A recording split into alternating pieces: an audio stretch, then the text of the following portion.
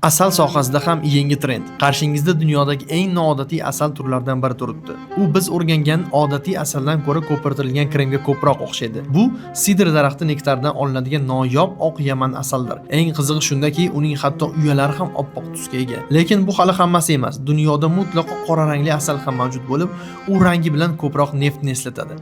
Uni baland tog'larda uya quradigan asalarilar ishlab chiqaradi. Shu sababli ham uni yig'ib olish juda qiyin kechadi. Aynan mana shu jihati uchun u eng qimmat navlardan biri hisoblanadi. Biroq eng kam uchraydigan nav bu yashil yoki zumrad rangli asaldir.